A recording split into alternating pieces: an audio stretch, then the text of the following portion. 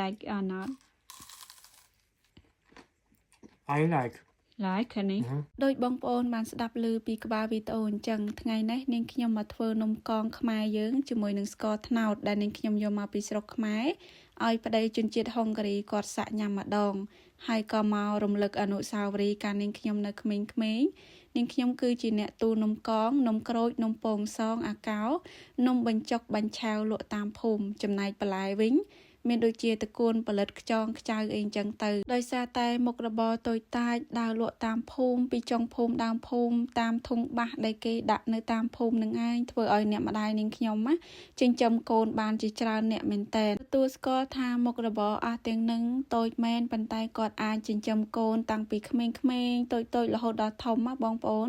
ប៉ុន្តែមុខរបរនឹងគឺគាត់មិនអាចជួយឲ្យកូនគាត់បានរៀនខ្ពង់ខ្ពស់ទេតើតើកូនគាត់នឹងប្រឹងខ្លួនឯងដែរពេលដែលកូនគាត់ធំឡើងគឺគាត់ប្រឹងរកចំណេះដឹងដោយខ្លួនឯងណាបងប្អូនប្រាប់បងប្អូនថាមុខរបរអស់ទាំងនឹងគឺសិតតែនាងខ្ញុំធ្វើមិនត្រឹមតែប៉ុណ្ណោះទេស៊ីឈ្នួលកោសដលងដកដលងធ្វើសំណង់សែងឈើចុះទូក៏នាងខ្ញុំធ្វើដែរបងប្អូនដឹកអវ៉ាន់ឲ្យគេស៊ីឈ្នួលមើលកូនឲ្យគេព្រមទាំងរត់តុកកាទៀវរៀបបន្ទប់ក៏នាងខ្ញុំធ្វើដែរបងប្អូនរាល់ថ្ងៃនេះមានមោទនភាពលើខ្លួនឯងដែលប្រឹងប្រែងក្រោកឈរតស៊ូអត់ធ្មត់សពបែបយ៉ាង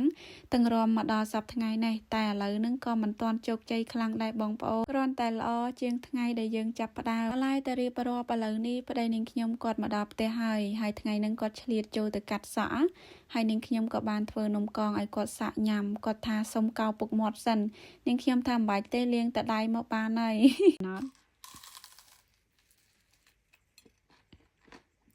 I like នេះ This is a Cambodia speak នំកង You like it? Thank you លើកទី1ដែលនាងខ្ញុំធ្វើនំកងខ្មែរឲ្យគាត់ញ៉ាំបងប្អូនហើយគាត់សរសើរថាឆ្ងាញ់មិនដាច់ពីមាត់ទេក្នុងនោះនាងខ្ញុំក៏ប្រាប់គាត់ដែរថានេះគឺជាមុខរបរនាងខ្ញុំលក់អង្ការពីនៅតូចគាត់ស្ដាប់ហើយគាត់ឡើងអូលដើមកតែម្ដងហើយអរគុណច្រើនពុកម៉ែបងប្អូន